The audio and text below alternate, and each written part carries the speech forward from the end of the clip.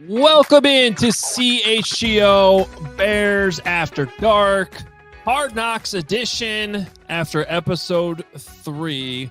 Welcome in. This is Bears After Dark, presented by ComEd, powered by ComEd, and ready to go as we have a special guest to recap this right away. This is awesome. Adam Hoge, Greg Rags Jr., Corey Wootton here with you on Bears After Dark. Mark Carman will join us here in a little bit, but Shannon Furman, who is the lead director of this show, Hard Knocks, so kind to join us as episode 3 just wrapped up for us. I believe you're still watching it, Shannon, so thank you for jumping in with us.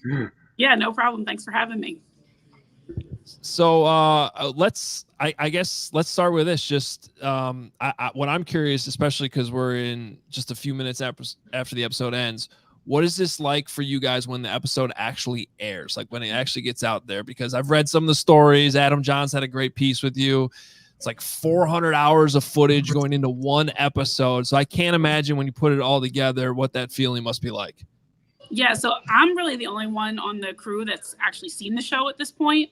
So everybody's in the room watching right now for the first time. So they're all just seeing it. We try to watch it close to real time, but sometimes we're running late. But it's our favorite time of the week. And like, even if like sometimes when teams want to have a big premiere or cities want to have a premiere, we kind of just like watching it ourselves.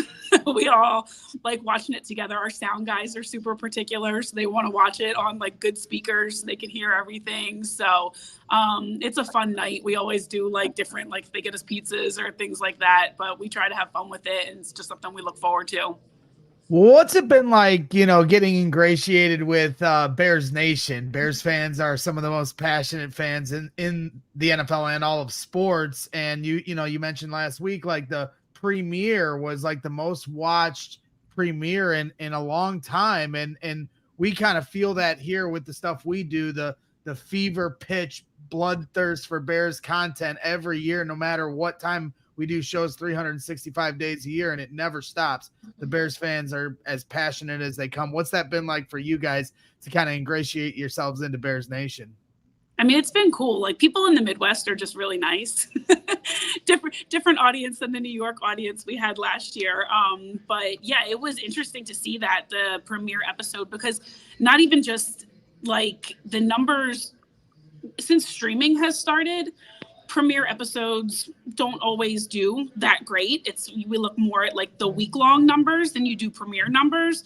So for the show to be going up against the Olympics and to be in the era where everyone is streaming things, and it to be the second most watched premiere ever, was shocking and kind of showed me how passionate the fans are here. I definitely, like, I knew they were, but I think that really kind of like hammered it home. And like, even I was telling the crew that I don't think that graphic does it justice. Like, Olympic years, sometimes the numbers are down and then they always catch up, but it never starts off great. So the fact that like the Olympics did really well this year and we still put up those numbers and streaming is so crazy.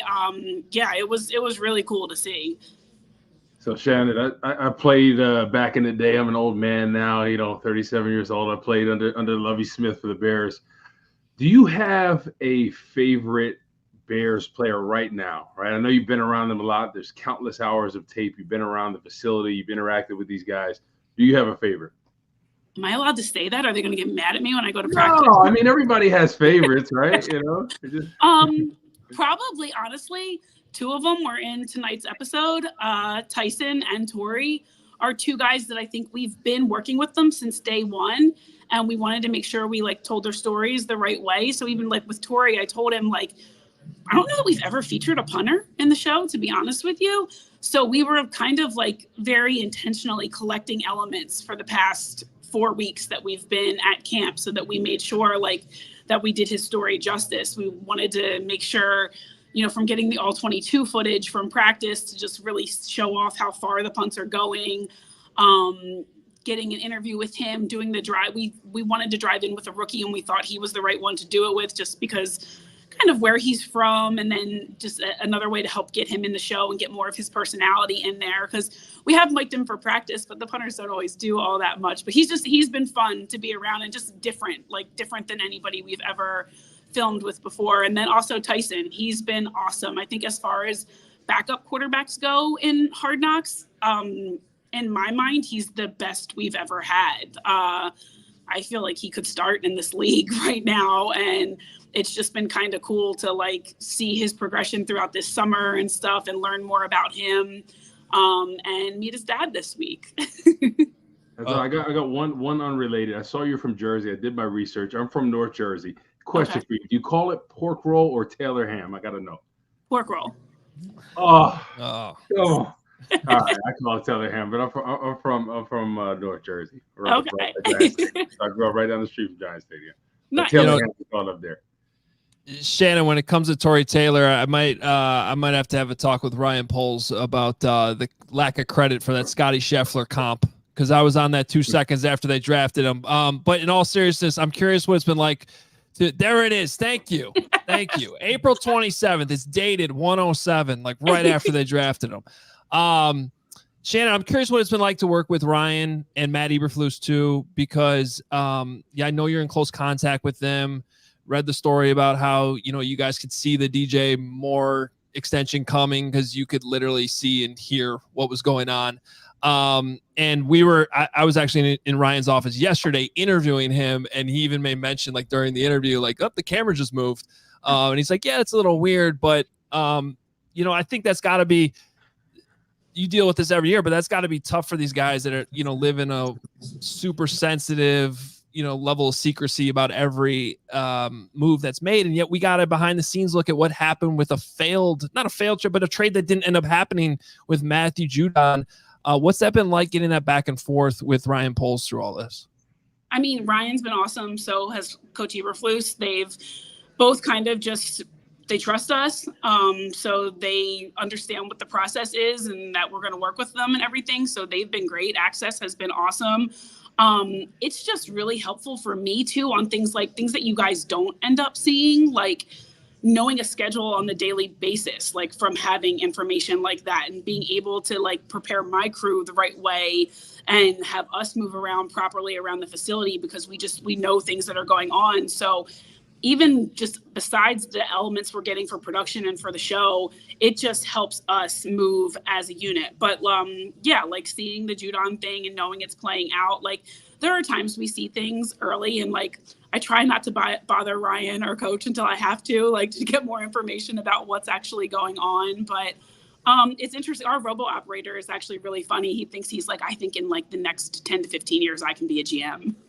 So he's got himself thinking that he can do this now after studying Ryan all summer. Did you, just a quick follow-up, did you also work on the Giants one this year? No, I don't. I do. Okay. I do the Netflix show in season, and then I do a show called Hey Rookie for ESPN in the spring. Got it. Cool. Go ahead, Brad. Yeah. No, it was interesting when you talk about the robo operator. Adam Hoge was in Ryan Poles' office, and Ryan was talking about how it's he can feel it moving in his room when he's being watched while he's by himself. So I found that to be really fascinating. One of the things that really caught my eye, you did an interview with Dan Wiederer from the Chicago Tribune, and you talked about Caleb Williams in that, and maybe you could kind of expand on that here for the viewers here that haven't seen, because it certainly caught my eye when you started to talk about being around Caleb Williams and all that comes with him, but noticing the maturity level that he has for a rookie. Yeah, I mean, totally. He doesn't get frustrated. It's so rare. It's if he makes a mistake, he wants to go figure out why he made the mistake. And instead of getting mad or overreacting, it's okay, let me figure out why this happened. Goes and immediately talks to Coach, figures it out. If I didn't know, I would think he's a 4th or 5th year player in here. He's just very calm and carries himself in a way I don't know that I've ever really seen a rookie quarterback do that. it's been awesome to watch him in the game and be able to just kind of go out there and do what he does. He's been great with us. I mean, obviously the camera just kind of goes to him and he hasn't shooed us away at all. Like, we've been able to capture a lot of like very honest moments with him and stuff. And hopefully we'll be able to do that for the last 2 shows, but it's been really cool to be around him and kind of just like see who he actually is and be able to show Bears fans who he is. Yeah, real quick, Corey, you know, because a fan of ours on Twitter pointed this out, and it really hasn't been brought up yet, but, you know, there was a lot of conversation in the offseason that his dad is like very heavily involved in his life, and we haven't seen him yet here on Hard Knocks. We also haven't seen George McCaskey, so I also find that interesting. But going back to Caleb's dad, like, has there been any bit of interaction that you've had, you know, with his dad and seeing that kind of interaction? We haven't had any interaction with his dad. I did see him, I believe, which game was it? He was on the field at the Hall of Fame game. I saw him talking, him and his mom and dad talking, and I believe we had a camera around it, but I don't think we ended up using it. Other than that, I haven't seen him. We haven't done anything with him away from the field. But yeah, I'm trying to think. I don't remember seeing him on the field at Soldier Field. I'm sure he probably was there, but we have a lot of cameras, but sometimes we do miss some things. Yeah, I want to ask you, like, as a fan of the show, I've watched it since the OG season back in when Baltimore was on it.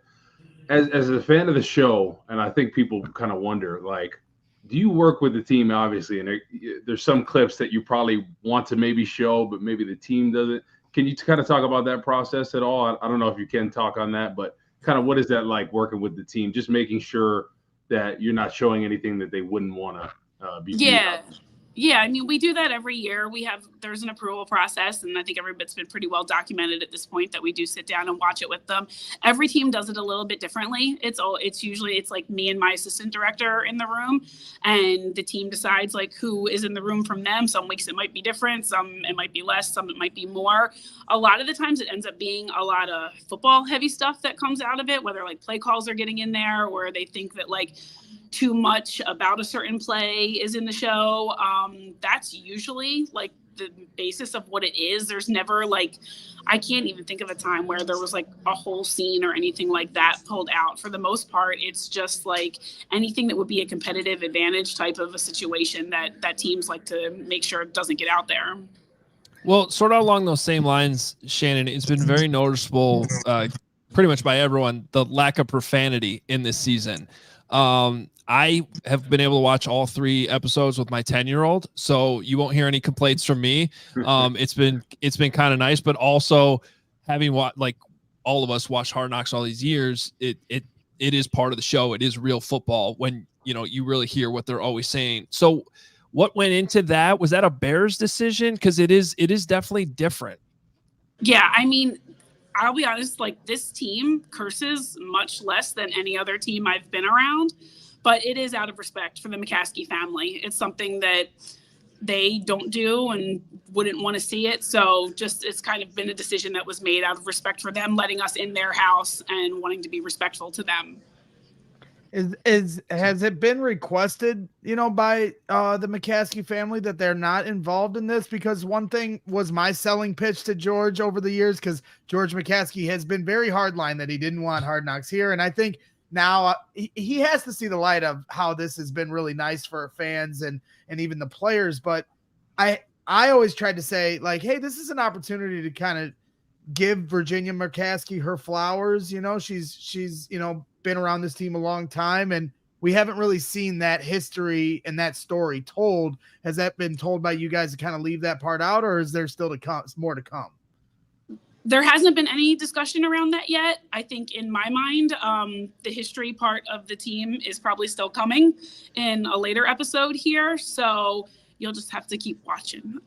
Oh, we will. Don't you worry about that. Well, along those lines, I mean, I think we can all agree the open is awesome. It is such a great ode to Chicago, the right, you know, notes and the scenes and everything. Those of us that grew up here, it is awesome. So I just wanted to commend you guys on that. And this is Mark Carman joining. He was our fourth guy on the show. Mark, I assume that means you have a question if you're jumping in here. Well, really, I just wanted to thank Shannon for underlying the brilliance of Tyson Bagent and Travis and the family, and how much I enjoyed that tonight. It was I've been a Bagent guy from the start, Shannon, so that was phenomenal. We are trying to poke behind the scenes here and ask questions. I do wonder if there's more stadium stuff. You guys touched on it a little bit tonight. Oh, that was quite a tease, Shannon. Oh, yeah. I was like, are we about to get something? I mean, I know we got high tables and seats at this stop, but there's, this is the whole thing. They're going to remain in Chicago. Are they going out? Do you anticipate more stadium stuff coming? I think it depends on if it happens. I mean, the meeting that was in the show this week was a meeting that took place last week. So we filmed it since we were there. So if more stadium updates come in the next 2 weeks while we're here, you're going to get them. Fair enough. I like it. Love it. Love it. Ooh, you got anything else? Yeah, I was going to say, has there ever been a situation where you're about to film something and a coach, a player slammed the door in your face? It was like, get the hell out of here. You don't have to name any names, but has that okay, so it hasn't happened here yet this year. Okay. It hasn't happened here. There are definitely times in robos like where nobody's ever like slammed the door in our face with like a handheld camera, at least in the 10 years I've been doing it. But in robos, there's definitely been moments where a coach might say, "Can you turn the camera around today? Like we don't want this meeting today." So that does happen, and we try to be respectful. It doesn't happen often, though. I think our pitch at the beginning is like, let us film it, and like if we need to have a discussion later, we can. But at least like let us have it, so then we can talk about it. And I kind of wonder if it's like, how reality TV is when they start on the first season, they're a little bit more buttoned up about what they say. Then by season 5 or 6, they're saying whatever because the cameras, it's a part of them. So I wonder if that would be the case, if people would be a little bit more open about stuff. Because I know people are probably like, okay, I don't want to come off this way. I don't want to sound that way. And I wonder if you followed them continuously through the seasons and all that, if it would be a little different. The only time we ever did that, we stayed with the Rams in 2016. We were there for Hard Knocks, and then we stayed for the season, and wasn't the greatest season. So it was a little difficult to be there. I think they finished 4-11 that year. But so we've never done that. And we've never done a team back-to-back years. It's something that's been thrown around before. Like, do we go back to another franchise that, it enjoyed it the year before? Or we've also talked about extending it into week 1 and staying with the team. But so far that hasn't happened yet. But those are ideas we toss around a lot. Well, Shannon, thank you so much for taking the time to jump on with us. We're seeing a lot of comments like the one you're seeing on the screen right now. Best episode yet. A lot of people seem to like tonight's episode. I think all 3 have been great. And it's been a long time coming here for Bears fans. They've been calling for Hard Knocks for a long, long time. So I think everybody's really appreciating the work that your team is doing. Awesome. Thank you, guys. I appreciate it. Thank you. All right. Thanks so much. There she is, Shannon Furman, the lead director of Hard Knocks. And super cool access there to join us while her team is literally in the other room watching the episode for the first time, as she said off the start. If you love that interview, please hit the like button. Let's get these likes up tonight. Appreciate you being here. Another Hard Knocks post-game episode. Adam Hoge, Greg Braggs, Mark Carman, and Corey Wootton with you. Got to get to our best and worst of the show, our instant reactions. We got Braggsies coming up. We should have brought that up with her too and told her that there's official awards that go along. The Braggsies. This is big. This is a new era for Hard Knocks to be able to get the Braggsies after every episode. First, let's thank our sponsor though tonight because CHGO Bears After Dark is presented and powered by ComEd. It is getting easier for businesses to switch to electric vehicles. That's something we can all get behind for the health of the planet and for the well-being of all of us who share it. That's right. The electric grid is evolving to meet your cleaner energy needs as we all move with confidence towards an electric tomorrow. Whether you have one delivery van or a whole fleet of shipping trucks, ComEd can help guide you to make the changes that make sense. So what should business owners do? They should go to comed.com/clean to learn more about the resources, fleet rebates, and infrastructure incentives available to help businesses go electric. If you own a business, don't wait. Start making your plan today to switch to electric vehicles. Good for business, good for the planet, good for all of us. Go to comed.com/clean. Did you say comed.com/clean? As my good buddy Mark Carman would say, you bet your sweet bippy I did. ComEd.com/clean. Go now and see how going electric connects us to a better way of doing business and a better future for generations to come. All right. Well, let's, real quick before we get to our instant reactions. I think there's a couple things from that conversation with Shannon we should highlight. One is, unless I missed this somewhere else, I don't think that the question about the profanity had been answered yet. And she did confirm that is out of respect to the McCaskey family, which I personally have no problem with. I know some people, have complained that, it's not an accurate depiction. But as she said, apparently the Bears use less profanity than other teams. I don't really think it's that big of a deal, but and I'm also not surprised. But this has been, as Greg, you brought up, it's been a long time coming to get the Bears to do this. And so if that's a concession that needed to be made to get the Bears on the show, I think we all make that trade. We okay with it? Yep.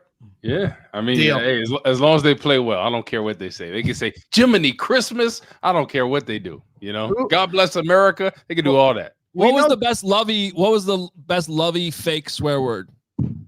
I don't think Lovey ever said anything close. Like Eric Washington, who's there now, he used to say Jiminy Christmas, and he said God bless America. I'd be like, what? I remember in college we were all like, what is this guy talking about? But he didn't curse. He didn't curse much at all. But it's kind of funny. I'm from North Jersey. People say whatever's on their mind. Oh, cursing. Like coaches called me every name in the book. I mean, if they had Hard Knocks at my high school practice, these coaches would be in jail. I'll tell you that. Some crazy stuff I heard. I don't want to nominate myself for the dumbest comment of the night before I say it, but you know how like the Cubs never won and it was always about that cute cuddly Cub thing. Maybe the Bears need a little bit more profanity. I think some profanity could be good for the organization. Like let's get a little.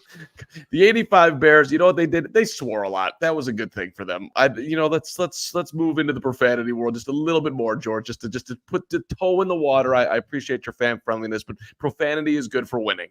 Thank you. They're probably cutting it out though. I guarantee you guys are cussing. I think it's football. Yeah.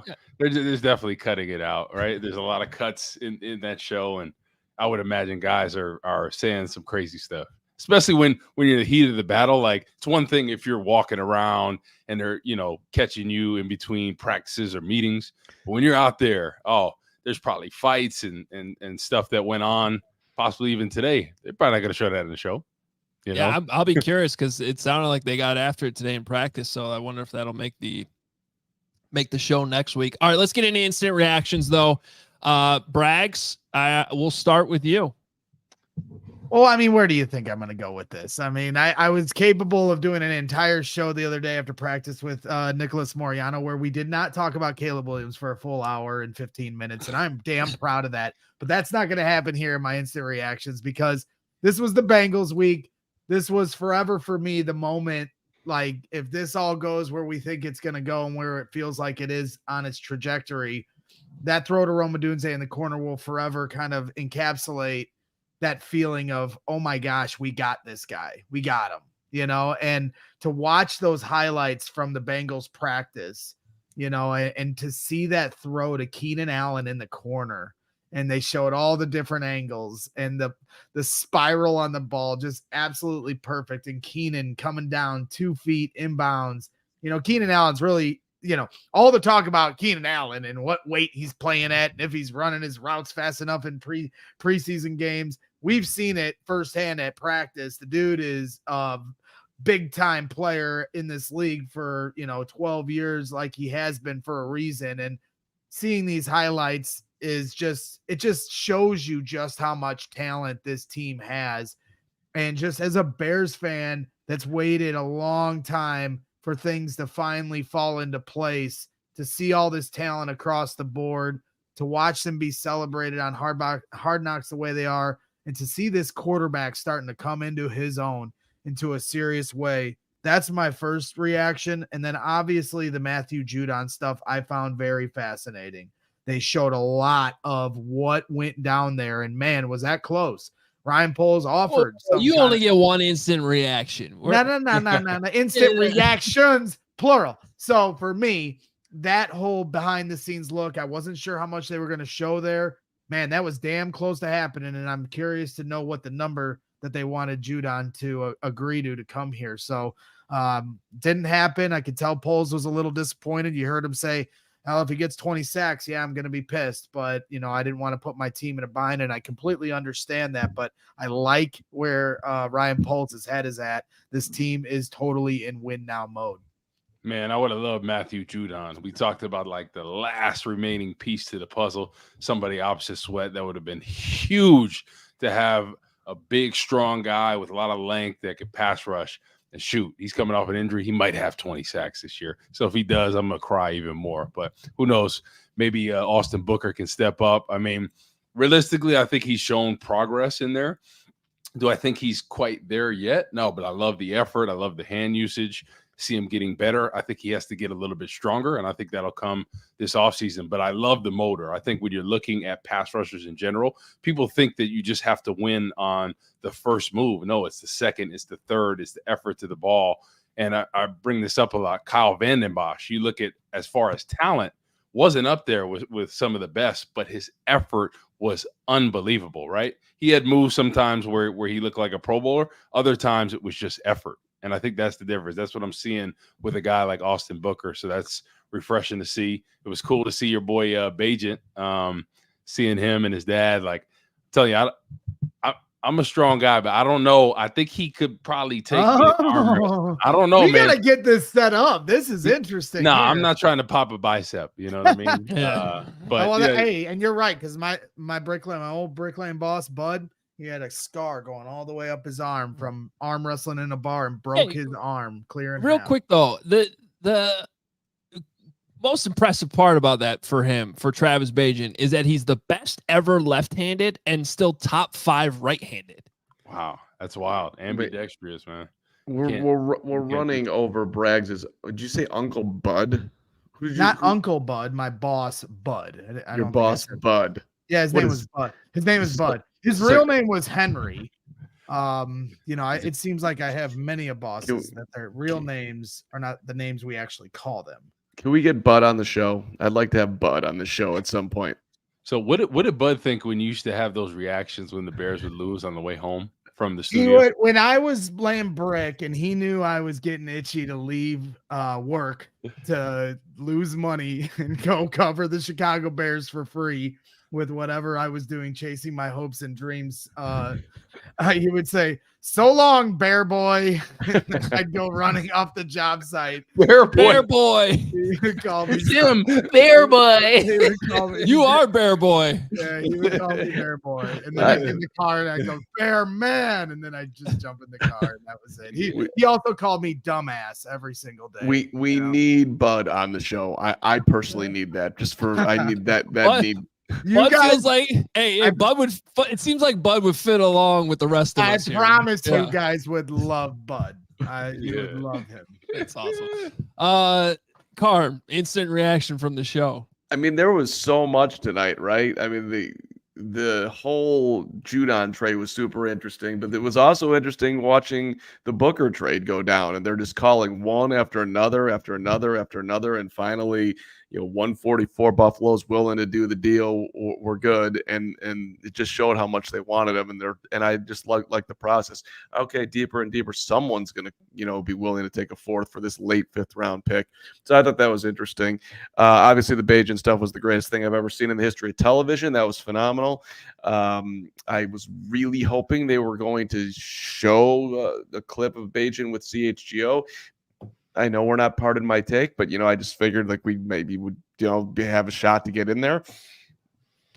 We just got to be better. I got to point the thumb here on that one, but and then the stadium stuff out of nowhere, I just thought that was interesting. That made the cut. Well, no, if we're really good, they're all going to be standing, and these are the actual conversations they're having about putting these rooms together. I was incredibly entertained by that whole hour of television tonight. That was amazing. Well, okay, so my immediate reaction to that was, one, this is a franchise that forgot to put a press box in the last stadium. So I am not going to make fun of they're talking about stools versus chair. Thank you, Kevin Warren. Thank you for Karen Murphy, Ted Cruz, everybody in that scene for even having that conversation, because that's, if you go through especially US Bank Stadium and you hear how they built every inch of that place, that is the level of detail they put into it. But now here's my question. Is that applying to whatever stadium? Like, are they basically designing this stadium where it's either going to, the same exact stadium's going to either go on the lakefront or Arlington Heights? Because you're that deep into the planning of what the actual stadium looks like. Yep. Without necessarily knowing the location. That was super interesting to me. And it could, I mean, to me, that makes sense. It could, the location shouldn't necessarily matter. It could be the same stadium in both places. It's fair. Good point. Yeah, an excellent point. We should underline this too on our reactions here on LOHS64999. Appreciate the super. For the love of God, please get Caleb the best possible helmet communications equipment in the world. I think Kevin Warren said weeks ago on Waddle and Silva he never wanted little things in their control like that to impact the team. That was super interesting. Yeah. And I have some info on that, and I don't know, Woot, if this goes back to your playing days or not, or if you would even be aware of it. But I mean, this goes back maybe even a decade for me of like reporting on this. The Soldier Field has had that problem as much as any other stadium in the league. And many like opposing teams come to Soldier Field and they're like, it's the worst helmet now. I have not heard that issue. I feel like in the last few years, like, so I thought it was maybe fixed or something had been, so I was surprised to see that. But they do sort of have that reputation for being one of Soldier Field's many problems. Can you speak? Can you speak on that at all? Yeah, when I played, I felt like even Cutler, McCown, some of the quarterbacks, Caleb Haney, Todd Collins, even they had trouble hearing at times. Like there was issues with the transmitter or whatever was going on. Opposing teams had issues all the time. They'd have to get that wristband. Potentially if there was some issues. So there was a lot of planning going into that. So that's always been a documented thing with Soldier Field. I don't know for whatever reason why it wouldn't work sometimes, but it had issues. Well, if they were using the Soldier Field Wi-Fi, as we know in our pregame and postgame hits with Nick Moriano, then we understand why it's not working that well. So, hopefully we can get an upgrade in the new stadium for sure. So yeah, it's certainly interesting. I don't know. Do you have anything else, Wood, in terms of any kind of reactions you have? Because I know you're gonna. Obviously, the super chat right here. Oh, I bet you a CHGO shirt. You don't know the song that Austin Reed sang. Do you know it? Full disclosure, I did not. Are you serious? Here's the thing. I do not, and it's even worse. And I don't. Steven can jump in here if. I actually thought we had this conversation on the 85 the other day, and apparently it was behind the scenes, like because we had a lot of time. We were just chit-chatting behind the scenes, so it actually wasn't even on the show. But Cole and Austin were talking about this scene. Because I was texting behind the scenes when it aired on Hard Knocks. I'm like, let's get that clip up because I thought it was part of the actual show, and apparently it wasn't. And I'm guessing, Steven, that they probably talked about what song it was, and so now I pulled up Rags and I wasn't even listening. So I don't know the song. They did not say what the song was. Okay. They kept it as a little bit of a tease, but they did say that it was among the best performances that they've ever had there. They said it might have been the best one this year, and that the like everyone getting together on it in the room was going to be something that really stood out, and they nailed that. That was perfect. So you guys have an idea, Carm? My wife told me the name of it later, but I had no idea in the moment, and it honestly was shocking to me that so everyone in the room knew the song, and I was like, "What am I missing here?" I mean, I feel like we're all around the same age except Carm. He's a little bit older. I was up and going crazy for "Love" by Keisha Cole. Oh, you had to look that up. Get out of here. Even looked down. He was like, "Oh, Keisha Cole." Oh, come on. Yeah, no, I asked a high-level CHGO contributor what the hell the name of that song was, and Crystal. I know it wasn't Gary Ross who told you. No. Gary Ross is probably like, what is that? But that's a classic. He should go "Love." Come on. Gary was texting me about the backup long snapper. It was phenomenal. I'm seeing a few comments here in the chat saying, Philip April saying, damn, Braggs and Hoge, y'all are so white. A white guy sang the song. So like to me, I'm sitting here going, I don't know what I'm missing here. But, you know? but the thing is that's surprising is like, he's 22, 23 years old, right? Yeah. This song was like when we were in high school, probably. I think it was when we were high school or college. He's 24. He's a little bit older because people have been asking me like why Cole and Austin have gotten so close. Surprisingly, Cole's 25, Austin Reed's 24. Cole's in his 5th year in the league. Austin's a rookie, but they're actually basically the same age. Yeah, that's weird. wild. But yeah, I'm surprised you never heard this at like a dance or something. Nothing like that. Probably have. Give me the actual song. Because like the chorus is probably the most recognizable part. I think. Well, that was obviously he's not as good as Keisha Cole, but when we get off this, I want you guys to go to YouTube or Spotify or whatever it is and listen to Keisha Cole Love. And please tell me you haven't seen this, you haven't slow danced with some woman at some point in your life in high school or college to that song, and you probably have. Video idea. We need a video of Carm and Greg dancing to this song together. It came out in 2005. Okay, Jenny's feeding me information right now. I graduated high school in 2004. Thank you very much. And I didn't go to college, and I didn't go to dances after that. And they weren't playing Keisha Cole Love in the bar. Thank you very much. I actually just looked it up on YouTube. 175 million views. That's just on YouTube. It's a popular song. Yeah, it's one of my favorites. This show's gonna have 174 million. In 2005, I was listening to a lot of Bob Marley and smoking a lot of weed. Thank you very much. Whoa, I know this is a family-friendly show. I guess we're not. This is After Dark. I guess this isn't Hard Knocks. This is After Dark, Woot. This is After Dark. Wait, but hold on. I got one real Woot. You can break this down. Question around the song. Do you see Corey Wootton, a man who's been in that room? Do you see an incredible Bears chemistry right now? Because I'm watching this thinking this group, these dudes look like they're enjoying each other on an upper level. I mean, maybe it's just always like that, but no. Okay. I definitely see that. It reminds me a lot of our 2012 team. I feel like we had such a great chemistry in the locker room, and I think it was evident how we played. Obviously, we started out 7-1. There were some issues where after that, we had a little losing streak, but I think for the most part, all the teammates bonded. They seemed like they genuinely loved each other.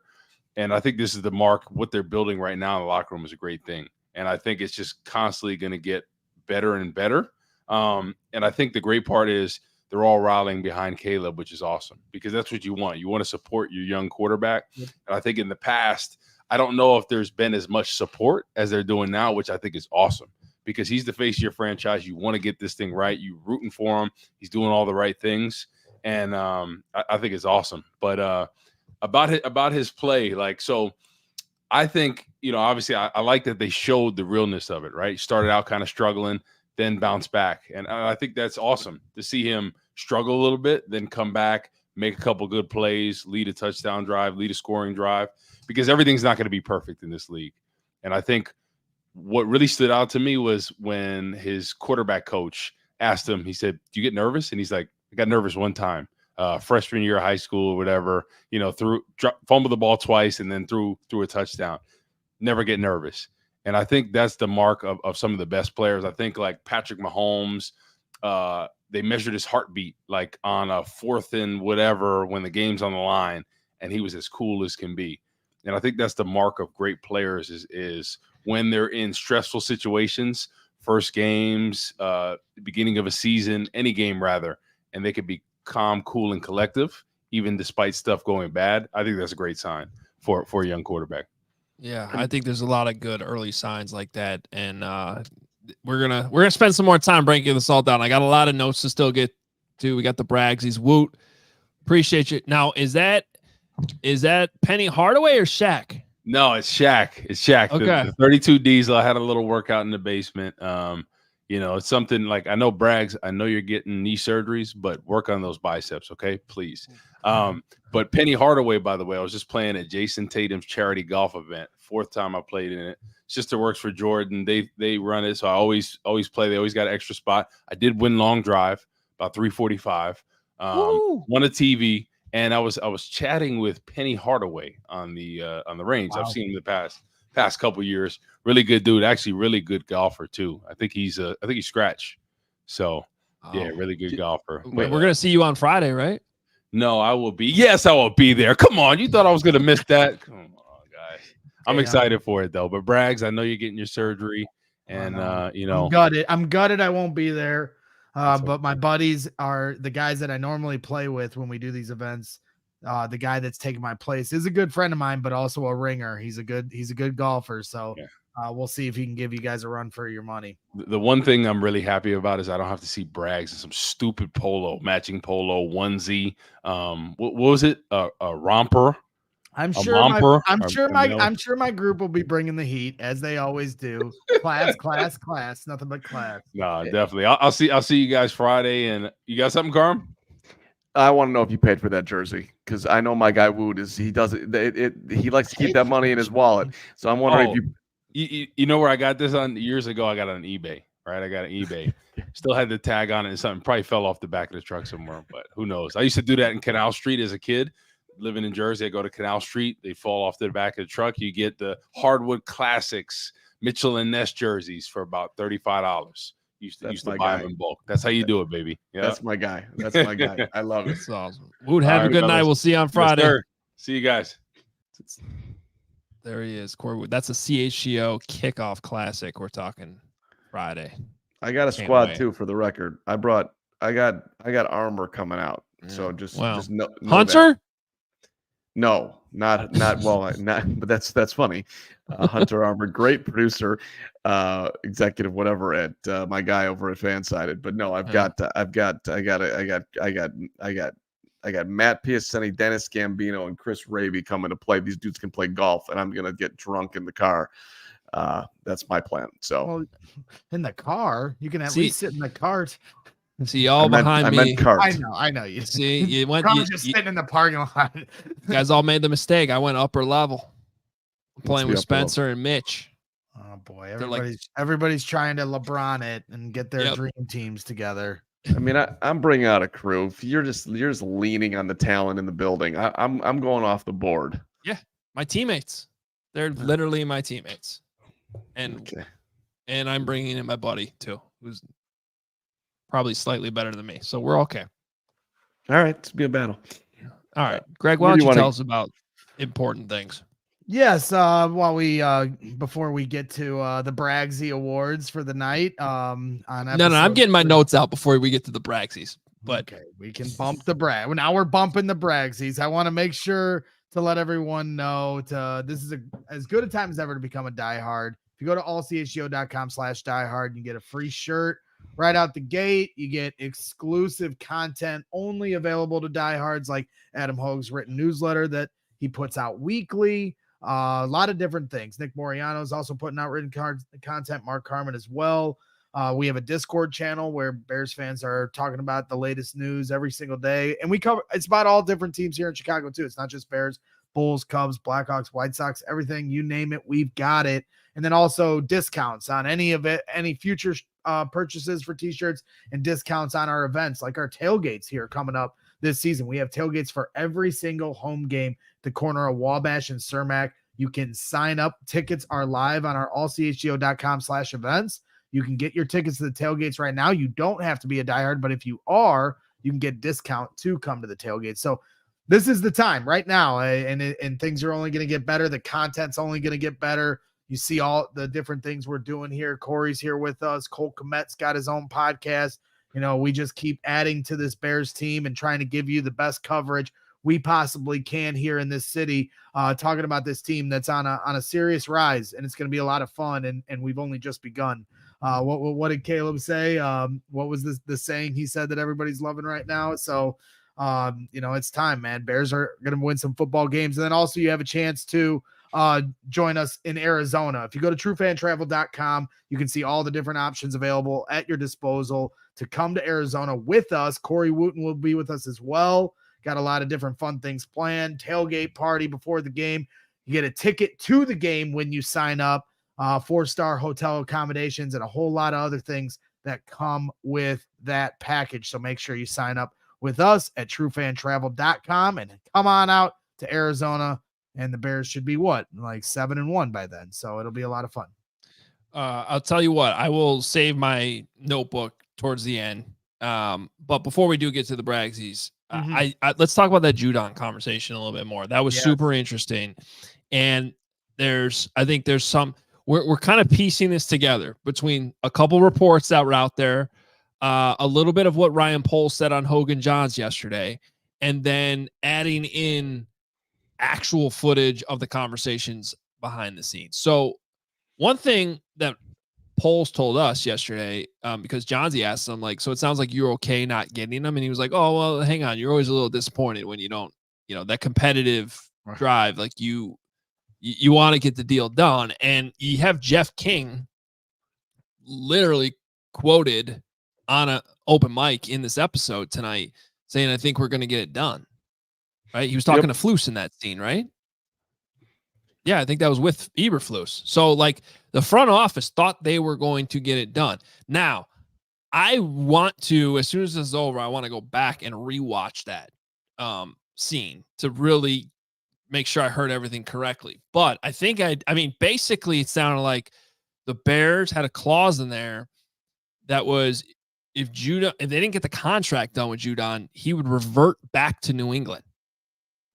And you have Matt Feinstein, who's in there. That's who for those that don't know, that's the guy who was in the office talking to Poles, like kind of right at the end while they're sort of explaining and showing the context why it didn't happen. And you have Matt Feinstein in there, talking about, they touch on the money a little bit, the cap, but he's like, okay, so third rounder for Judon when you don't necessarily know how it's all going to work out from that point on versus you already traded your 4th round pick in this upcoming draft for Austin Booker for the next 4 years. And that type of context I thought was really smart and cool. And you could kind of, it was almost like justification for it not getting done. Now, also what's important here, Judon has not signed in Atlanta. Right. And I'm reading a story right now that's on ESPN.com where it's like it's suggesting he might play out the year and it might be his choice. So to me, putting this all together, there was no guarantee that a deal was going to get done if the Bears ended up getting Matthew Judon. And they didn't feel like a third round pick. They felt like that was too much value for only one season of his services.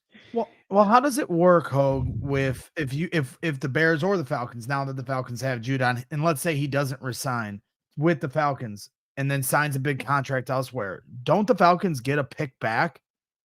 Well, potentially they do. You would potentially get a compensatory pick, but that is dependent on a lot of factors you have no control over or know right now. One is how much money. It's basically a total sum of all the guys you lose in free agency versus the guys you sign in free agency. That's what determines your comp picks, as simple as I can explain a very, very complicated formula. But that's a long way of me saying there's no guarantee if you lose Judon that you're going to get a pick back. What's interesting to me about it is that, and we've seen this with Poles now multiple times, he has a price. This is the number. And he sticks to it. He did the same thing with McGlinchey. He could have, when that Mark went crazy for the right tackle, he could have come up. He didn't do it. They ended up with Nate Davis. Does he regret going? If he could go back in time, I mean, the whole thing would change. Darnell Wright wouldn't be here. All these things. But the point is that he puts parameters on what he's willing to do, and he sticks to them, which is not easy, by the way. That is right. When you get intoxicated by someone, you start thinking about what Matthew Judon, if he's healthy, could mean to this football team. I could, screw it. We'll do it. But this is like a disciplined GM that's, is doing his operations consistently is what I'm saying. Yeah, man, I wish it would have happened, man. It really would have put this defense over the top. I'm getting greedy. My eyes are getting big on the potential of this team. But okay, that's fine, and I don't disagree with you. But if there's a world where we're in April 2025 going into the draft, the Bears have traded their 3rd round pick, their 4th round pick, right, and Judon has now signed with a different team, because he never signed an extension with the Bears. And Austin Booker barely played as a rookie because there weren't enough reps to go around, regardless of what the production is. And that you kind of heard polls talk about that. Well, if he gets 20 sacks, that would suck. But think about that, the realistic possibility that happens versus, is it more like Yannick Ngakwe's season from last year? Like, which one of those is more likely? Maybe it's somewhere in the middle. But my only point is, like, looking ahead to the future, it's very easy to say, oh, let's just put the chips in and get Judon. When 6 months from now, you might be looking at, like, I don't know if we really got the value for that. Now we don't have our 3rd round pick.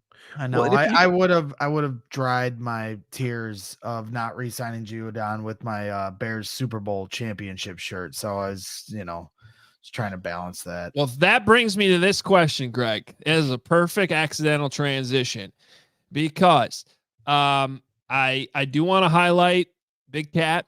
He is a friend of mine, and I know people have their issues with Barstool, but personally, Big Cat PFT, I have no issues with it all. I think they do a great job. So congrats to them for getting featured in Hard Knocks. But that question, the second it was asked to Caleb Williams, Big Cat asking Caleb Williams if he would kill somebody. No, not kill somebody. It wasn't murder. Let me be very clear. It was if you pushed a button and one Bears fan dies, but you get 10 Super Bowls, would you press the button? Yes. Somebody in the chat said, when are we going to talk about sacrificing Braggs for 10 Super Bowls? Come on. Well, it's happening now because I'm turning this question into Greg. Yes. Would you let Caleb Williams kill you for 10 if the Bears won 10 Super Bowls? That's what you have to sacrifice yourself. No. Let's do it right. Would Braggs kill me for 10 Super Bowls? Without blinking. Well, that's not a hard question.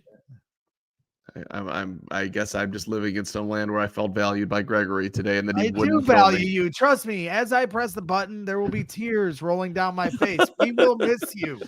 What about me? What about me, Greg? What about me, Greg? Getting pushed.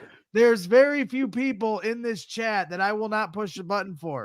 Would you kill me for the Bears to make the playoffs this year? Just to yes.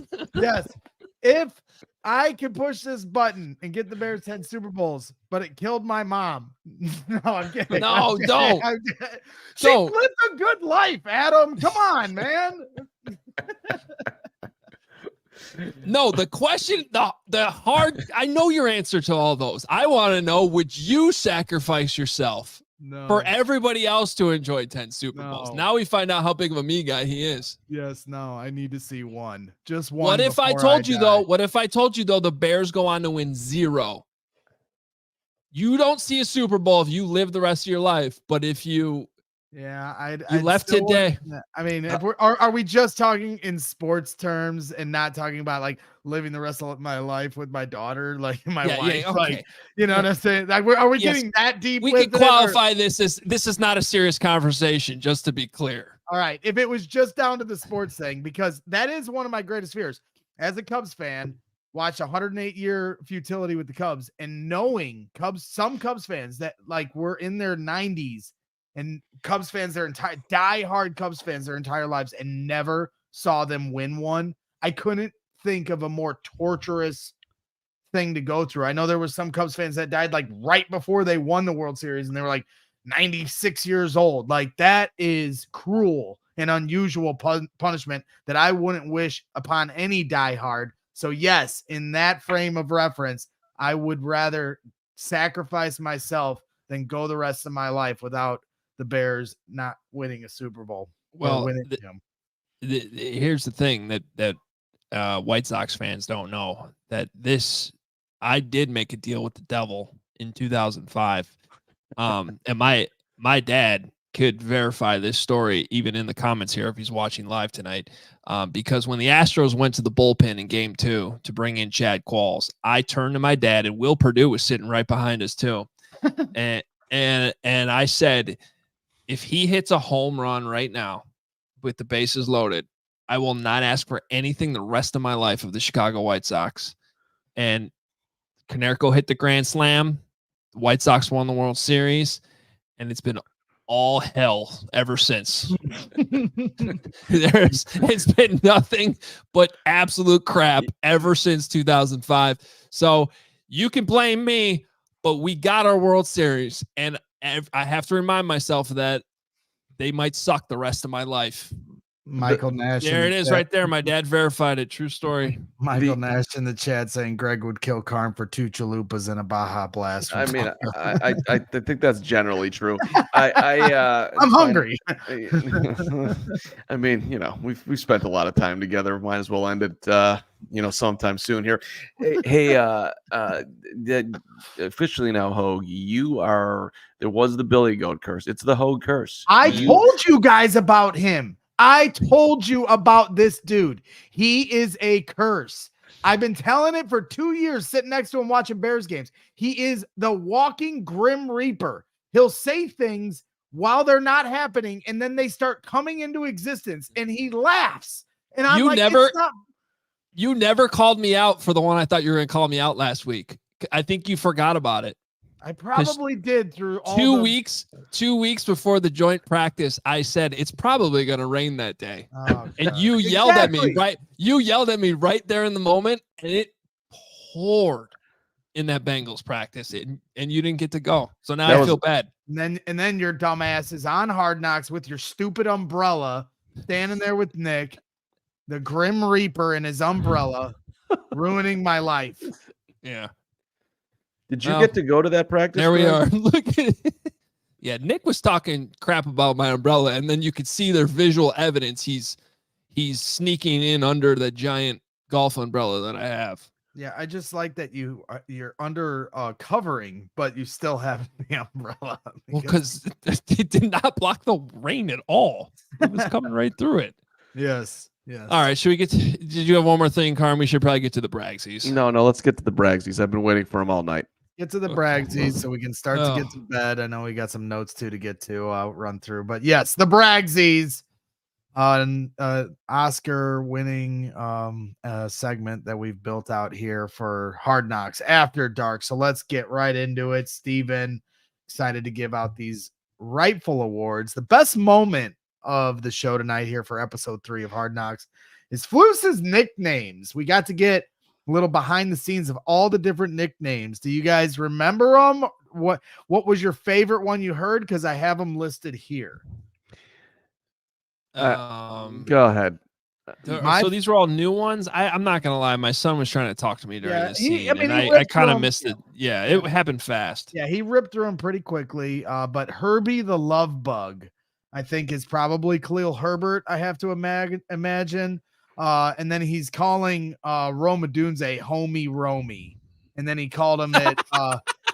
He said to him at practice, and then when he didn't get his feet in bounds, it's like, in the game at the Bengals, said, homie Romy. So I don't know how Roma Dunze feels about this nickname. And then I saw Montez Sweat. So he's got a couple nicknames for you. He's like Monster of the Midway and the Beast. He calls someone the Governor. I think it was Roshan Johnson. Calls another person Young Jedi.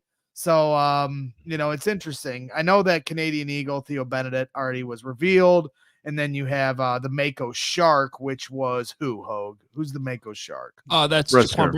Brisker. Yeah. That's right. That's right. So, Romy, or Romy Homie, whatever he's calling himself. And then, of course, my favorite by far and away, Herbie the Love Bug.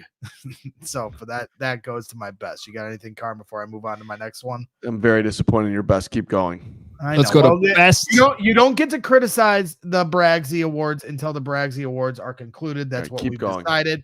Best character. Because then you give things away. Yeah, we jumped the shark on me. So best character, obviously we talked about this earlier. Austin Reed singing a song I had never heard before in my life. Yes, I have no culture. I'm sorry, everyone, for not knowing this. It blew my mind that everyone in the room knew this song because they're much younger than me. So it was Love by, who was it, Carm? Love by Keisha Cole. Keisha That's Cole right. Love. That's So that exactly was right. I thought you by Kesha. Kesha Cole, whatever the hell. No, I thought you were. No, I Keisha thought Cole. you had it wrong. Yes, it's Keisha Cole. I only get the running backs coach name wrong. Thank you very much. Biggest surprise of the show, certainly the stadium talk getting slipped in there. I know Mark Carman. This show was made for Mark Carman between really the was. Tyson Bagent hype and then the peek behind the curtain with the stadium talk. We're talking. You got the president of the Chicago Bears, Kevin Warren, talking about panache seating. I'm like, okay, let's see what we got here with this stadium. That certainly will be interesting to see how that thing unfolds. And then finally, my worst moment. We talked about this on the pregame show. It reared its ugly head once again here in Hard Knocks. But Simone Biles, we love her. She's represented this country with a lot of heart, and we're very proud of everything she's done for this country, winning a lot of gold medals, but rocking the Packers jacket on the sidelines. Now it makes Hard Knocks. You are just giving Packers fans more things to harass us about. And we have gone through decades of having to deal with Packers fans tormenting us. And now this is just another thing they've got on us. So, I mean, I'm sorry. We need to get somebody to get Simone Biles a jacket. I hope in the next episode, George McCaskey hand delivers her a custom-made Jonathan Owens Bears jacket. Someone, Lyrical Lemonade, anyone, make her a jacket. She's done enough for this country. She deserves a Bears jacket. That's the end of my rant. All right. Yeah. That's the end of the Bragsies. Also, missed opportunity to include CHGO and Hard Knocks because Right. I thought a couple of guys named Braggs and Hoge had a great breakdown of that as it was happening on the pregame show. I completely agree. Yeah, using all these different clips, and I was the one that suggested that she should have to lose at least one gold medal for this. Yeah, and I said silver would be fine, and I think that would have been great content. I'm just saying, but we should have brought that up to Shannon while she was on. Like, hey, you can use some of our content. Yeah. We're begging for it. Yeah, basically we are. All right, I have some notes to get to. We haven't talked about the opening scene yet, which I thought was super cool. You got Flus and Caleb watching film from the Buffalo game. It seemed like the morning after the game. Mm-hmm. And he asked him, what'd you learn? And Caleb sort of hesitated, and then he's like, practice is harder than the game. Yep. And that is kind of what they're going for. That's kind of what we talked going into the game. That's what I felt like after the game.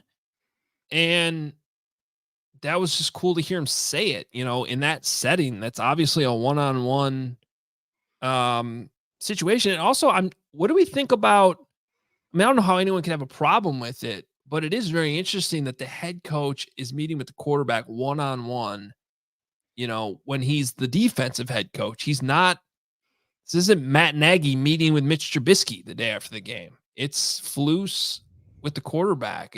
I think it's cool. Right here, I'll be that guy.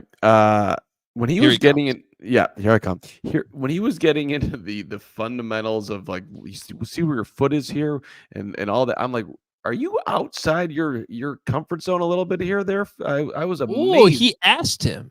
He said, "Are you comfortable with your feet?" Well, he definitely. And then he seemed to trust Caleb on his answer. Yeah. Well, it wasn't like he was telling him you were wrong. It was interesting to me that the Flus was going that deep into the minutia of Caleb. I think we can now have evidence that Flus is sort of taking on some level whatever the conversation he had with Nick Saban and how involved he is with the quarterback. I wonder if he was this involved with Justin. Maybe he was, but it is definitely interesting to me how that whole conversation, and Caleb does not look super comfortable in that room. Like he's not, I wouldn't call that a super relaxed dude. I would agree with you that the scene itself felt forced, so I feel like they're kind of putting these on like, hey, let's get Caleb in a room with the head coach and then tell him the Hard Knocks. Cause just like Shannon said, then they kind of let her know what the schedule is. So like, hey, quarterback's going to be in the office with the head coach here in a minute. You know what I mean? Like, and then you kind of play it up a little bit. I'm not saying that those meetings don't take place, but I also thought about that with the Kevin Warren stadium thing. Like, hey, Hard Knocks, just so you know, we're going to be doing a meeting about the stadium here in a minute. Come on over.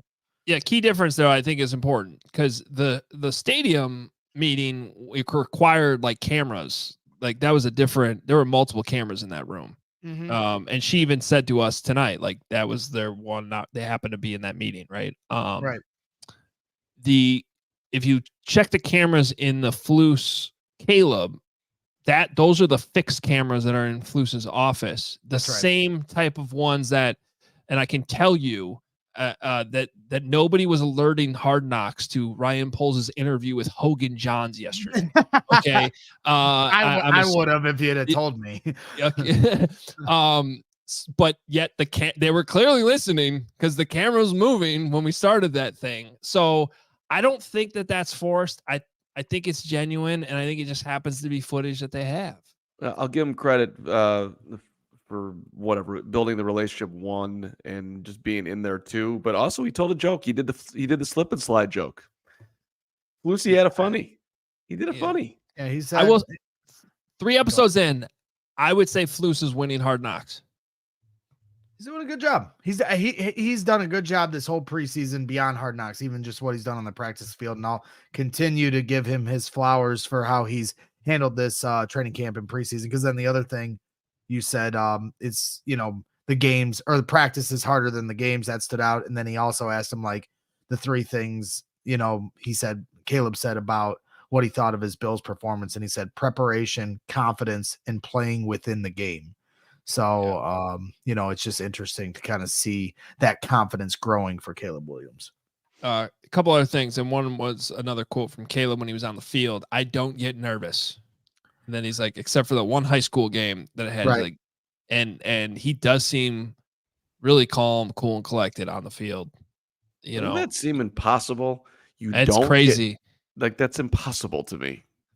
But that goes back to some of the reporting I had back in January on this kid, January and February, on like when you talk to these people who've coached him, they're like, he's just unflappable. He just cares about winning so much and he just keeps it, 100% on football. It's the best thing I saw from Caleb Williams mic'd up was in the Bengals game when he was on the run for the touchdown. He comes to the sidelines and the coaches were yelling at him like, hey, man, we were telling you to run it in.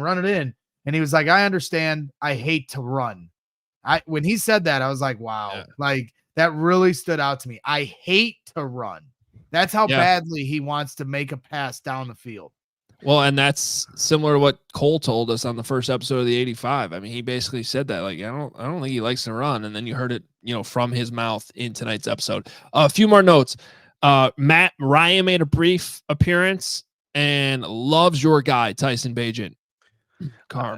Well, he obviously great football minds. We just, we see things that others don't see. And Matt Ryan and I have always been sort of on the same wavelength. And of course he sees what I've seen in Bagent. And it was good to see it underlined tonight. Because if we're building on that one, quote, I'm not just some chump in the QB room, might have been the line of the night. That was sweet. Come on. Yeah. Well, either that or his dad saying that they should ban running backs. Only passing plays. And then what? 81 tickets? What? 81 or 84 tickets? At $100 a pop. $8,100 this dude spent to get his family and friends in there. Because they did have the dinner that night that we promoted. So that was part of it too. He still dropped $8,000. That's a good point, though. I was like 8,100 for a preseason game when you're now. Granted, he knows he's playing, and they have, and then obviously a lot of people in town for the event. That's good context. That they didn't show on the show, so that makes more sense. Speaking of 8,100, we got over 1,200 people watching right now. You don't have to pay anything to be a subscriber to the channel. All you got to do is hit subscribe. We're on pregame. We're on postgame. We're on Monday through Friday at noon during the season. We've got a show after every single training camp practice. We have the Bears content that you want in literally everything. If there's breaking news, we're coming on live. Hit the subscribe button if you're just to support the show. It doesn't cost you a dime. Turn those notifications on if you want to know when we're doing every one of our shows, because that'll help. Subscribing is helps us grow the channel. We appreciate it. And we had a goal of getting to 60,000 subscribers by week 1. And I think we can do that by Thursday night now.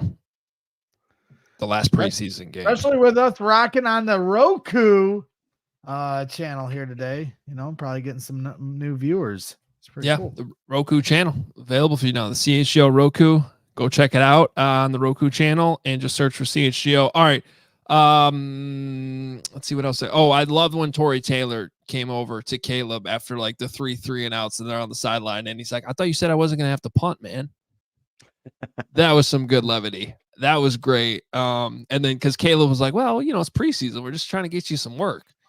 That was a good interaction. Well, and I think the Tory Taylor stuff is really fascinating to me, because I feel like we really he doesn't show his personality. He's very he's serious. Off. That's what I was telling Jenny. I'm like, when they were showing him in the car, I'm like, this dude is the most serious person ever. Like when he comes off the practice field, fans are yelling at him and he's just locked in at all times.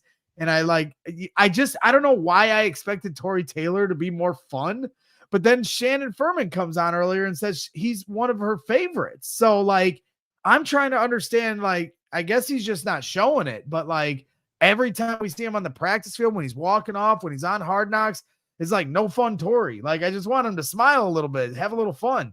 Did you guys do the deep dive on where he lives and what car he was driving while it was happening? Because that dude lives in Streeterville and he drives a Ford. That's what I figured out. They were at the team hotel. Oh, fine. Whatever. Then the team hotel's in Streeterville and he's got a Ford. Even if he did live in Streeterville or drive whatever you're thinking, quit doxing him here on the show. Yeah, come on. They live all over the place. Somewhere in the even though they were showing his GPS on the show. I mean, yeah. I did the research, and this is his address. No, I'm kidding. But I want to be his friend. They were at the hotel. They stayed at a hotel. I don't know if I want to be his friend. He's too serious for me. I can't wait for him to be a punter on the Bears, but I was expecting more fun. Well, speaking of that, you guys, I'll take some credit for this. I saved it. I could have led the show with this. It could have been my instant reaction. I saved it for the very end of the show, so I don't want to get any flack for it. But the very specific minutia of the high snaps from the Bears backup, Cameron Lyons, filling in for Patrick Scales. Those were high snaps I pointed out on Twitter in the middle of the game. Tory Taylor getting those holds down for Cairo Santos, and the Sand God. Sanborn knows a good hold when he sees one. Mm-hmm. And that is the type of football guy mentality the Bears need and love from Jack Sanborn. So that whole sequence was the best part of the night. Mm-hmm. I'm happy. What about the sequence when Chris Emma and Patrick Finley got back-to-back questions in there? That was a phenomenal sequence. Well, they actually, I believe, are now tied with 2 questions apiece in Hard Knocks through 3 episodes. How does that make you feel, Carl? Boy. I'm trying to do better. I'm really. Just you're trying to do better. You missed a week and a half of camp, and you're. Next week. How are you going to get your questions on from camp in the Vagabond? Yeah. Carm's harassing me from the stands, and he's like, "Yeah, today's your last day at camp, bozo." I'm like, "It might be your last day too. Who knows where you're going tomorrow?" In his defense, you did have a whole section boo him as he walked out there. All right. Let's cheer. For the record, Hoge took a month off. I've missed 5 days. Not during training camp. Little different circumstances. Yes. How many preseason games did Hoge miss? 1. How many's Carm missed? 1. Who took a month off? Hoge. Yeah, well, you know how many off next year too. So you better put it in your calendar now. And I'll be in the Bagent next year too, as long as Jake Flanagan lets me go, because I need that time. Thank you very much. That's fine. We need you to reset so you're locked in for the regular season. This is going to be a lot of fun. What are we, 18 days away now? Are we Caleb Williams days away from week 1 of the NFL? 19. It's time. All I know is it's time for an old fashioned. That's the only count. It is time for an old fashioned. It's also time for super chat, so we can head on out of here. This has been a fun show. Just hold on. One note that you guys haven't touched on, and I know maybe he's back, Hoge. He's back. He's officially back. Well, he's hit every note of being back today, including asking an inappropriate question in a press conference. The Velas pet ferret in the alley story was unbelievable. Right. Oh, you missed this last week. I missed 6 minutes audio on the show. Okay, so I was like, we played the whole thing. I was like, they must have gone deep on this. They had to have. This is incredible. They went alley to get a ferret. Yes, that's welcome back to civilization. We covered this last week on the very show. But Carm, go listen to our episode from last week because it's even better than what Hard Knocks showed you. He gets paralyzed. The ferret gets paralyzed. Yes, somebody paralyzed his ferret, and he doesn't know. They never found out who. So that's why he said he gets emotional when he talks about Crash the ferret. Somebody literally went to kill the ferret to punish Velas? Well, we don't know how. You're just accusing people. Like maybe how else would that happen? What do you mean he got? Well, I mean it's a ferret. Maybe the ferret like jumped on something and then it scared the guy and he was like and then don't victim blame the ferret. But you telling me I did? I guess I did. And his name's Crash. Maybe he jumps off the top of the freaking balcony, off the top of the dresser onto somebody's shoulder, scares the crap out of him. The guy's reaction. Now all of a sudden the ferret's paralyzed, and you run out the house because you don't want Velas Jones taking care of business. But hold on, a paralyzed ferret is just a dead ferret, is it not?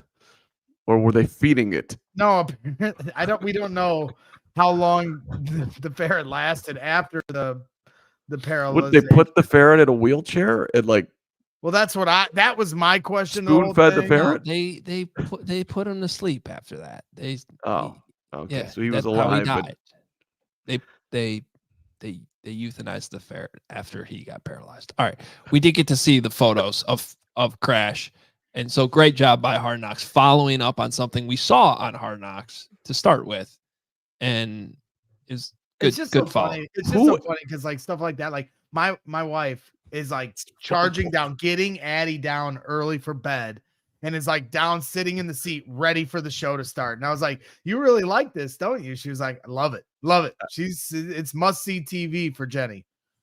Ross V Dog 44 with Velas fumbled is a funny super chat or chat. Thank you.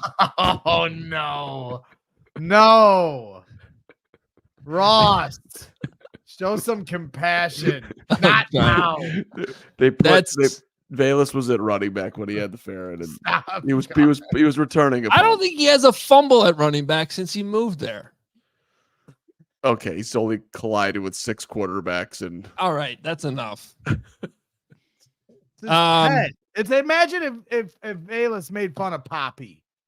Something, God forbid, happened to Poppy. He should now. He should. I want Velas to make fun of Poppy now. That was messed up. That's I feel terrible. Velas for that joke, Velas should get a free kick to Poppy. No. Okay, that's enough. Gritty, $2. Best episode yet. Through thick or thin, Bears win. Gritty, $2. Tyson Bagent is not a chump. That's right. Javen Terry, $9.99. I could watch cinematic slow motion highlights of Caleb Williams all day.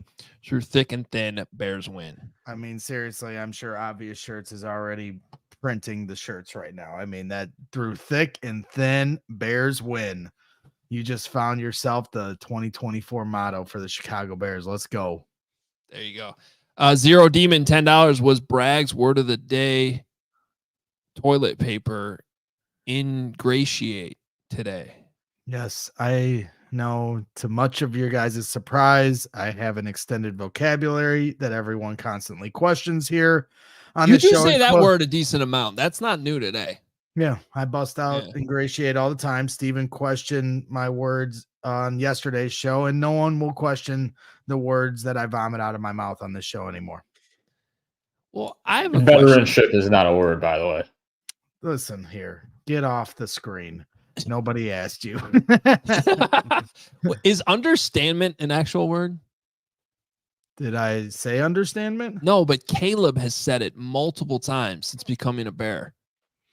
If Caleb says it, then it's a word. Okay. Okay. He's allowed to say whatever he wants. Well, he said it once, and I was like, oh, he slipped up. Because he'd be like, we have an understanding. That's what you would normally say. And then he says, we have an understandment. And I was like, well, maybe he slipped up. And now he said it a few times. I'm like, well, maybe this is an actual word I don't know about. Well, not like you said. Now it is. Caleb made a word. Go ask Bud. I bet he uses it. He'd go, it's not a word, you dumbass. I want Bud to be on the show so bad. Mark Gauthier, $20 super chat. Great interview, guys. Great episode tonight. My running buddy's son played safety for Shepherd with Tyson. Bought into all the events in London. Looking forward to meeting all of you. That's awesome. Freaking awesome. Thank you, Goat. Yeah, we have so many viewers across the pond, and it's cool that, I mean, some of them have made the trip to Chicago, and been at some of our tailgates, which is awesome. But to be able to go out there in October and meet and see all you, it's going to be outstanding. So can't wait for that too. Zero Demon, $10.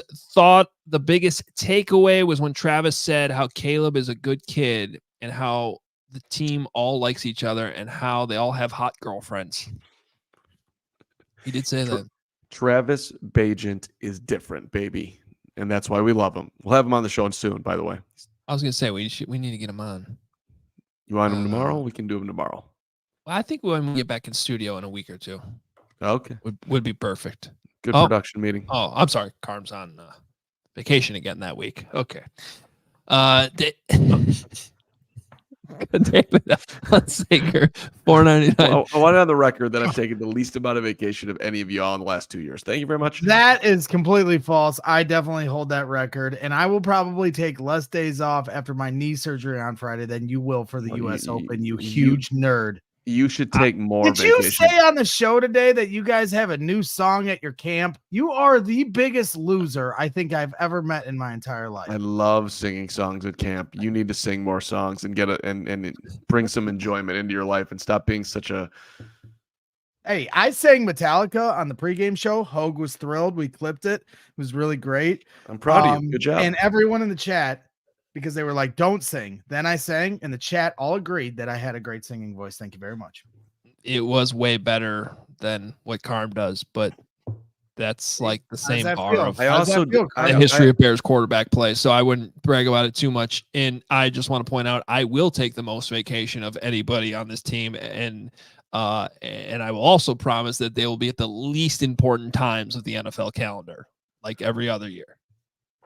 Yeah, see, I like to rely on my teammates and I believe in you guys. And I know it's hard when I'm gone. It's tough to fill the void that it's a large one, but I believe in you guys. You can do it. Carm, put it in your calendar now. The Super Bowl is February 9th. So from February 2nd to the 7th, you are not allowed to take a vacation. David, $4.99 this entire season. I am nonstop grinning. Great job by HBO Max. Yes, and hey, no complaints today about the app having the show ready right away. So all is love in Bears Nation. I didn't want to ask Shannon about that, but that had to have been I did kind of set her up like, hey, what's it been like with Bears Nation? She's like, oh, they've been great. I thought about going, well, what about last week? But I love it. I can promise you that was not her fault. No, she is not in charge of when. Probably not even the NFL films people at all. Sure, of course. So unless they missed their deadline or something, but they obviously didn't because it was airing on DirecTV live. So yeah. Nathan Bednar, $4.99. Love the Flus and Caleb scene towards the start of the episode. Flus the teacher. CHGO Cram, $4.99. Woot, do you buy Caleb never getting nervous before games? Let's save that question for next week because we didn't get it in while Woot was still on the show. I'd love to hear the player's perspective on that one. Tim D, $4.99. Text that and remind me, Eric, and we'll get it in next week. Yeah, for sure. I'm so glad we didn't spend. Sorry if I think I already said it. Tim D, $4.99. I'm so glad we didn't spend a third and $20 million a year on a 32-year-old pass rusher. Go save the Jets from Reddick if that's the plan. Agreed. I'd rather have Reddick for that type of money. Maybe that's the plan. Maybe that's the plan, or maybe they wait it all the way until the trade deadline, or maybe Reddick holds out during the season and it's in like week 4 or something. I don't know, but Poles is like that. Poles is the Mako shark, just circling the waters, waiting for a moment to attack. If they felt like they were one player away, they would have made the deal. They're not quite there yet. Let's not. I think it's playing the long game makes sense to me. Keep going. 100%. Vince Schaefer Jr., $5. Appreciate you fellas for what you do. And tonight's episode was great. By the way, do we have a nickname for Tory Taylor? Mine was Boomer for his. To me, the best nickname that I've heard John's came up with, and it's just the weapon. That's good. The weapon. I like that one. I mean, the best one I've heard on Bears Twitter is Kingpin. Because he pins them deep.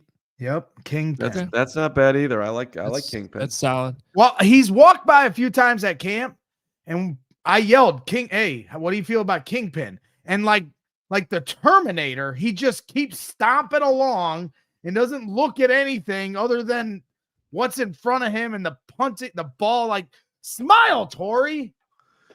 Terminator could be good too. Coincidentally, I feel like the most fun he had was when he came on our show, like a week after the draft. I thought he was fun during that interview. All right, Crystal, $50. I am loving Hard Knocks. Slightly emotional, actually. Things are different around here. As Bears fans, this feels amazing. Keep up the great work, guys. Love y'all. Bear down. This is a new era. 18. Officially changed my wallpaper on my phone to Caleb. That's a big move for Crystal. This is Crystal's. This is big. I mean, listen, when Jake Flanagan made the move, that was big. Now Crystal's making the move. And now people are screaming at Herb Howard on Twitter because he said something negative about Caleb. I feel like maybe we're actually coming together, Bears fans, a little bit, kind of, sort of, around 18 at this point. And just so we're clear on Bears Twitter for Kingpin, our girl Taylor Dahl, who does some work for Windy City Gridiron, she is the one that dubbed the name Kingpin. I want to give proper credit. Oh, good for Taylor. I went on her podcast recently. Bear Down, Bear Down Omaha, $2. If you could be any frog, what kind would you be? Mark, this is a Mark question for sure. Well, you want to be Kermit, man. He's like one of the greatest people of all time. Kermit, he's a sweetheart. He's got his mindset is up for the people, all the time. You want to be Kermit. I didn't know we were going fictional characters. I thought you had to pick like a type of frog. I have a great like one of the frog or. I know we don't want to extend the show any further than it is, but my favorite Bragg's family moment of all time is a video I share every single year on Facebook where we found a frog, put it in a little Pringles sleeve. Addie was obsessed with holding it. Jenny is yelling at me and Addie that everyone needs to stay calm. The frog proceeds to fall out of her hands, and like it looked like its back was broken, but really he was just stunned. It's one of my favorite videos because the frog is alive, but it looked like Jenny had killed the frog, and Addie and I are just like making fun of Jenny because she's yelling at us, and it's just complete chaos as you would expect. But it is one of my favorite videos of the Bragg family. Congratulations. You just named yourself a suspect in the murder of Crash the Ferret.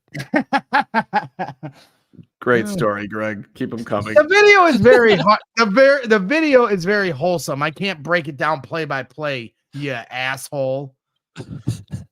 I don't want to extend the show any longer, but here's a random story about a toad. Tell us another story from the Braggs household. What about the time That's my favorite family memory, and you're shitting on it, just like you shit on Bayless's Ferret. So you know what? Go back on vacation. Yeah, I can't wait till next week. We once had an ant out back, and I loved that ant. And Jess Wade, $5. Understandment, a mental grasp or comprehension, especially the ability to understand general relations of particulars. All right. That's awesome. Way to go, Jess. Thank you. That answers the question. Ross Dog 44, $2. Really starting to get jacked. Hyper about C-Dub. You're not alone, Ross Dog. Yeah. All right. I think that's it. The frog's name was Splat. Splat. Yeah. Somebody else in the chat said, I have alerted the Indiana State Police, Braggs. I'll share the video. I put it on Twitter a couple years ago. I'll find it and I'll reshare it tonight for those of you that are interested. And I promise when you see it, you'll enjoy just how wholesome it is. Thank you very much. In my cul-de-sac. I got a whole story about Lil Durk rapper, but we can save it for the next Hard Knocks. So Please do. Please do. This was fun. Please hit the like button. Please hit subscribe. Check out our brand new Roku channel, which launched today. It's awesome. Just go into your Roku app. All you got to do is search for CHGO. It'll show up there for you. Man, so many things to plug. I can't even remember what's next. What is tomorrow? What day is tomorrow? It's Wednesday. We have a 9:30 practice. We'll be back tomorrow with a 2 p.m. practice recap show. That's what's going on tomorrow. And then pre and post on Thursday. It'll be a 6:20 pre. I don't know what time we'll exactly start. We'll figure that out tomorrow. We'll let you know because the game doesn't start till 7:20. All right. Any final thoughts, boys? Great episode, highly entertained. Thought the Bears came across great, and I think the show's in this fight, baby. Greg, nice job getting Shannon on the show. That was awesome. Great way to start a recap episode was to have the director of the show on. Very cool of her to do, and it was all Braggsy. Thanks to Steven for producing. As always, crushing it behind the scenes. For Corey Wootton, Mark Carman, Greg Braggs. I'm Adam Hoge. Talk to you tomorrow. We all silly like the mayor.